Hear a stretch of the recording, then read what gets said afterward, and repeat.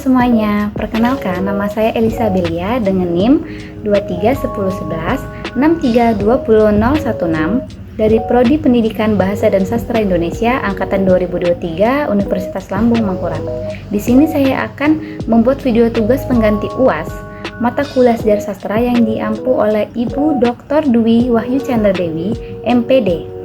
Di sini saya akan memaparkan 6 materi. Yang pertama adalah Punjaga Baru, Angkatan 1945, Angkatan 1966, Angkatan 1980, Sastra tahun 2000-an, Peristiwa penting sejarah sastra Indonesia, dan fenomena sastra koran, sastra perempuan, dan sastra populer.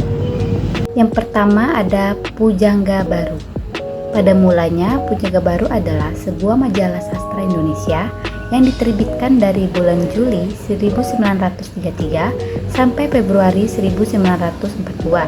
Majalah ini didirikan oleh Armije Pane, Amir Hamzah, dan Sultan Takdir Ali Jabana. Selama masa terbitnya, majalah ini mencakup ruang gerak yang semakin luas dan lebih banyak memuat tulisan berbau politik. Setelah Kekaisaran Jepang menduduki Nusantara pada tahun 1942, majalah ini pun tidak dapat diterbitkan karena pemerintahan penduduk Jepang melarang suatu majalah lain dengan judul Punjaga Baru diterbitkan pada tahun 1948 sampai 1954. Selama 9 tahun terbit, Punjaga Baru menerbitkan 90 edisi yang memuat lebih dari 300 butir puisi, 5 buah drama, 3 buah antologi puisi, sebuah novel, berbagai esai, dan berbagai cerpen. Biarpun sebagian besar karya yang dimuatnya sudah terlupakan, tema dan gaya tulisan yang menonjol dalam periode 1933 sampai 1948 membuat zaman itu disebut Angkatan Punjaga Baru dalam periodisasi sastra Indonesia.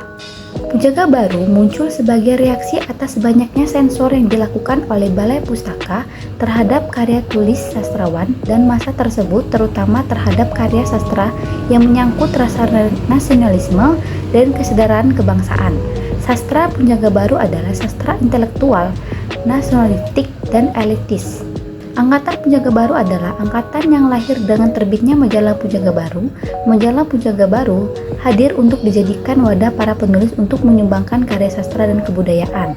Selanjutnya ada Angkatan 1945. Angkatan 1945 adalah sebuah gerakan sastra Indonesia yang muncul pasca kemerdekaan pada tahun 1945. Dalam sejarah modern kesastraan Indonesia, sebutan Angkatan 45 adalah istilah yang merujuk pada suatu pola standar bagi para pengarang yang aktif dalam masa Revolusi Nasional 1945 sampai 1949 dan para penggantinya sudah revolusi. Dilansir dari Pusat Dokumentasi Sastra HB Jasin Angkatan 45 ialah nama yang diberi kepada para sastrawan kesusastraan modern Indonesia yang berkarya di sekitar zaman penjajahan Jepang, masa kemerdekaan, dan beberapa tahun sesudahnya. Latar belakang perubahan politik yang sangat mendadak pada masa pendudukan Jepang 1942 sampai 1945 menjadi awal kelahiran karya sastra Angkatan 45. Kehadiran Angkatan 45 serta karya sastra Angkatan 45 meletakkan fondasi kokoh bagi sastra Indonesia karena angkatan sebelumnya dinilai tidak memiliki jati diri keindonesiaan. Sastra Angkatan 45 juga dikenal sebagai sastra yang bersifat wajar karena menggambarkan kehidupan sewajarnya dan memperkenalkan tokoh-tokoh dalam gaya yang dramatis, tidak mementingkan analitik fisik tetapi menonjolkan analisis kejiwaan melalui percakapan antar tokoh. Selanjutnya Angkatan 1966. Nama Angkatan 66 dicetuskan Hasbagui HB Jasin melalui bukunya yang berjudul Angkatan 66. Adanya protes sosial dan politik dalam sajak-sajak telah menyebab HB Jasin memproklamasikan lahirnya Angkatan 66, memulai sebuah tulisannya dalam majalah Horizon 1966.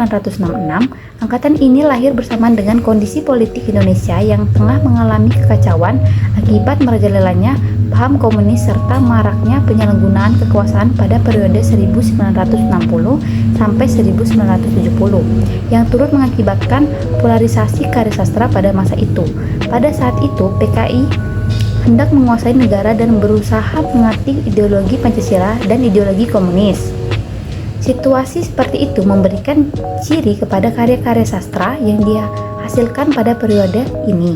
Di tengah-tengah sajak-sajak, cerpen-cerpen, dan esai-esai yang ditulis oleh pengarang lekra, timbullah perlawanan para pengarang yang ingin membela martabat manusia. Melalui tulisannya dalam majalah Horizon, H.B. Jassin mengatakan bahwa khas pada hasil kesusastraan 66 ialah protes sosial dan kemudian proses politik lebih lanjutnya. Ia mengatakan bahwa setiap 15 tahun atau 25 tahun akan muncul generasi baru dan dapatlah diramalkan bahwa 1980 akan datang lagi angkatan lainnya, yaitu tahun 2000 dan seterusnya. Rahmat Djoko Pradopo dalam tulisannya dalam Horizon juga menyebut proklamasi H.B. Jassin itu dengan kesimpulan bahwa angkatan 66 sastra Indonesia baru suatu kemungkinan, sedangkan nama angkatan 66 diletakkan oleh Satyagraha Resipi Suhartoprabowo dan Arief Budiman. Mereka lebih menyukai nama angkatan Manifest Kebudayaan. Pada masa karya sastra berupa novel, cerpen, dan drama kurang mendapatkan perhatian, bahkan sering menimbulkan kesalahpahaman sejak tahun 1966. Terbitlah majalah Horizon yang dipimpin oleh Morstad Lubis, H.B. Jassin, Taufik Ismail, Gunawan Muhammad, Arief Budiman, dan lain-lain. Kemudian mulai akhir 1967, majalah sastra pun dihidupkan kembali dengan pimpinan redaksi H.B. Jassin. Pada masanya, karya Angkatan 66 berkaitan dengan penegakan keadilan dan kebenaran berdasarkan Pancasila dan Undang-Undang 1945, menentang komunisme, bahkan ikut menundangkan Orde Lama bersama Orde Baru yang saat itu dikomandani oleh Jenderal Soeharto. Pada angkatan ini, para sastrawan terobsesi menjadi Pancasilais sejati. Selanjutnya, angkatan 1980-an diwarnai dengan aturan-aturan yang ketat dipengaruhi oleh kegiatan politik angkatan 80-an. Lahir pada masa pemerintahan Soeharto era Orde Baru, Soeharto pada masa itu masih menduduki suatu jabatan di militer dan sebagai Presiden Republik Indonesia, sehingga pemerintahannya sangat kokoh dengan perlindungan dari militer. Era Orde Baru mempunyai ciri yaitu semua keputusan berporos pada presiden dan hak bersuara sangat dibatasi. Ketika ada sebuah karya yang sifatnya dianggap provokasi, mengancam, melecehkan, dan menyinggung dan merugikan, maka akan langsung ditindaklanjuti oleh Soeharto dengan segera. Contohnya adalah majalah Dijajah yang terkenal waktu itu. Padahal majalah tersebut memuat masalah-masalah budaya, bangsa, dan kesenian Indonesia. Sebab di atas tersebut menjadi dasar tentang tema yang dititik beratkan pada angkatan 80-an ini, yaitu tentang roman percintaan dan kisah kehidupan pada masa itu yang dianggap provokasi, mengancam, melecehkan, menyinggung, dan merugikan. Tema roman percintaan dan kisah kehidupan ini pun didasari oleh kemajuan ekonomi dan hidup yang indah bagi masyarakat karena pada masa itu perekonomian di Indonesia sangat makmur sebelum krisis moneter pertengahan tahun 1997. Periode 80-an lahir dari konvensi improvisasi dalam pengarangan karya sastra menuju hasil dan bobot maksimal serta baru dari konsep yang menentang pada suatu kehidupan. Para sastrawan mengikuti perkembangan zaman yang dituntun adanya keberanian dan kreativitas untuk berkarya. Banyak karya sastra yang dijadikan drama-drama radio pada periode 80-an. Ini karya sastra film dan perkembangan pesat. Perfilman Indonesia sangat ditonton dan diminati oleh masyarakat dan para sutradara pun aktif menciptakan film-film. Politik, stabilitas, security, art purpose, formalisasi kehidupan kampus dan asas tunggal merupakan lingkungan tempat para sastrawan era 80-an hidup. Majalah sastra hanya ada Horizon dan Basis. Tim sebagai pusat kesenian tidak seluasa dulu, baik dalam masalah dana maupun kegiatan. Karena sastra yang lahir pada tahun 80-an dipengaruhi proses depolitisasi tersebut. Oleh karena itu, sastra yang muncul pun jadi tidak sesuai dengan realitas sosial politik, serta tidak menunjukkan kegelisahan dan kesakitan kolektif masyarakat pada masa itu. globalisasi dengan ekonomi sebagai panglima penempatan pusat dunia tidak lagi pada lembar-lembar diskusi sastra, jargon-jargon politik yang hiruk-hiruk dan menakutkan telah berlalu. Mereka diganti dengan jargon-jargon monisme yang meriah, kerlip-kerlip, dan tidak merasa ketakutan. Ditambah lagi terdapat ancaman perembelan-perembelan terhadap karya sastra dan faktor-faktor keamanan lainnya. Selanjutnya, angkatan 2000-an. Pada tahun 1998, angkatan reformasi dimulai pada masa kepemimpinan pasca Soeharto. Latar belakang angkatan reformasi ini ditandai dengan banyaknya karya sastra yang muncul, seperti novel, cerpen, dan antologi puisi.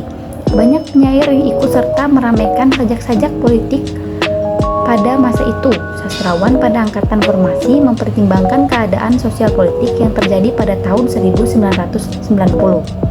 Setelah adanya wacana tentang lahirnya sastrawan angkatan reformasi, namun tidak berhasil dibenarkan karena tidak memiliki pembicara, dan pada tahun 2002, Korea Layun Rampan melempar wacana tentang lahirnya sastrawan angkatan 2000. Menyusun periodisasi sastra Indonesia, memunculkan nama angkatan, salah satu nama angkatannya Sastra Angkatan 2000 yang disebut juga Sastra Mutakhir.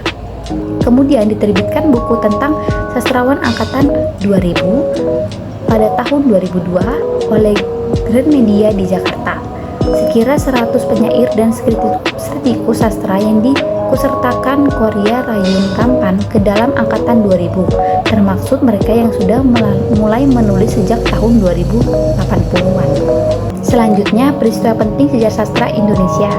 Penerbit ini didirikan oleh pemerintah Belanda di Jakarta pada tahun 1908 dengan nama Convention for the Utlandse School and Volkskultur, Komisi Bacaan Rakyat. Namun, namanya diganti menjadi Kantor for the Volkskultur pada tahun 1917 dan kemudian lebih dikenal dengan nama Balai Pustaka. Balai Pustaka adalah angkatan yang sangat berpengaruh pada perkembangan perpustakaan baru, terutama yang tertulis dengan huruf Latin. Angkatan 45 lahir pada masa peralihan bangsa, yaitu dari masa penjajahan Jepang menuju kemerdekaan. Kelahiran dan konsepsi estetik angkatan 45 tercermin dalam karya-karya sastra yang dihasilkan pada masa itu, yang merupakan hasil dari perubahan politik yang mendadak pada masa pendudukan Jepang dan masa reformasi di Indonesia. Angkatan ini lahir bersamaan dengan kondisi politik Indonesia yang mengalami kekacauan akibat merajalelanya paham komunis serta maraknya penyalahgunaan kekuasaan pada periode 1960 sampai 1970 yang mengakibatkan polarisasi karya sastra pada masa itu. Angkatan 60 memiliki cita-cita untuk melakukan pemurnian pelaksanaan Pancasila dan melaksanakan ide-ide yang terkandung di dalamnya.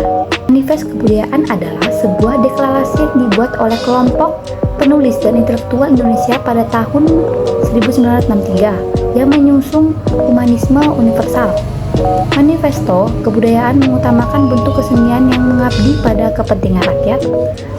Manifest ini lahir sebagai respon terhadap dominasi dan tekanan dari golongan kiri yang beraliran realisme sosial yang dipraktekkan oleh seniman yang terhimpun dalam Lembaga Kebudayaan Rakyat (Lektra). Manifesto ini menolak hubungan antara kebudayaan dan kekuasaan yang dianggap sebagai upaya politisasi gerakan kebudayaan. Angkatan Pujangga Baru adalah gerakan sastra yang muncul pada tahun 1933 di Indonesia. Angkatan ini dikenal sebagai sastra intelektual, nasionalistik, dan elitistik serta dianggap sebagai bapak sastra modern Indonesia. Karya sastra pada angkatan ini dimulai menyinggung masalah nasionalisme, kesadaran berbangsa, emansipasi, dan politik, sehingga memberikan kontribusi penting dalam pengembangan sastra Indonesia. Yang terakhir adalah fenomena sastra koran, sastra perempuan, dan sastra populer. Dalam fenomena sastra koran, sastra perempuan, dan sastra pop bisa diartikan sebagai salah satu bentuk genre yang berbeda. Genre pada karya sastra ada 3, yaitu puisi, prosa, dan drama. Perbedaan tersebut bisa didasari dari beberapa fisik pada karya sastra itu sendiri. Yang pertama ada sastra koran. Sastra koran adalah sebutan untuk karya sastra seperti puisi, cerpen, dongeng, dan sebagainya yang diterbitkan di koran. Hampir semua sastrawan Indonesia memanfaatkan koran sebagai media untuk mengiklankan karya dan nama mereka kepada publik. sastra koran telah mencapai puncaknya pada tahun 70 dan 80-an. Kehadiran sastra koran telah membuka jalan bagi para penulis untuk lebih bersemangat menuangkan ide-ide imajinya.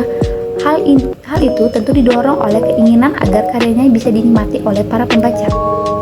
Pada umumnya, mereka menyadari betul bahwa sebuah karya sastra akan bermakna jika tidak mendapat apresiasi masyarakat. Sebagus dan sehebat apapun karya sastra itu, jika tidak dipublikasikan tidak ada artinya. Terus yang kedua ada sastra perempuan. Dalam sastra perempuan seringkali menjadi topik yang diangkat dan diperbincangkan, bahkan kerap menjadi lakon atau pameran utama di dalam karya sastra. Perempuan selalu ditempatkan sebagai objek kajian baik dalam puisi, cerpen, novel, maupun lainnya. Kentalnya budaya patriarki di zaman kerajaan yang masih terus diturunkan hingga saat ini membuat wanita tidak memiliki hak apapun atas kehidupannya. Ketidakpuasan terhadap keadaan yang menghempitnya menjadikan perempuan Indonesia mulai melihat hal ini pun berhentak ke sendi-sendi kehidupan yang lain. Sastra salah satunya, contohnya Ayu Utami dikenal sebagai novelis pemberontak. Kemampanan novel pertama yang ditulis adalah Saman 1998. Dari karyanya itu, Ayu menjadi perhatian banyak pembaca dan kritikus sastra. Terus yang kedua, Dewi Lestari. Supernova adalah novelnya pertamanya dengan spirit penelusuran terhadap spiritualitas dan sains. Hingga saat ini, Dewi Lestari telah menulis lebih dari 10 judul buku. Terus yang ketiga, Dirjana Maesa Ayu. Salah satu ciri karyanya adalah temanya dunia perempuan dan seksualitas. Karya pertamanya adalah cerpen Lintah 2002. Yang ketiga, sastra populer. Sastra populer adalah karya sastra yang cenderung menggunakan bahasa sehari-hari di kalangan remaja. Karya ini sering disebut karya pop, KBBI 2015. Karya populer merupakan bentuk-bentuk sastra yang mempunyai akar pada kebutuhan, cara pikir, pengetahuan, problema, dan selera orang-orang kebanyakan. Sastra populer juga memiliki sifat yang lebih mudah dibaca dan dipahami karena hanya menyampaikan jalan cerita semata, sehingga yang terlihat hanya masalah itu saja. Sastra populer tidak dapat dipisahkan dengan kebudayaan populer karena sastra populer terlahir dengan rasa semangat kebudayaan populer. Salah satu karya sastra populer yang banyak disukai dan dinikmati oleh masyarakat adalah novel Laskar Pelangi. Laskar Pelangi merupakan karya sastra pertama dari Adria Hirata. Sekian penjelasan dari saya. Terima kasih. So out the door and your pockets can't find this no more. It's just you and me, and there's nothing I can do. I'm stuck with you, stuck with you, stuck with you.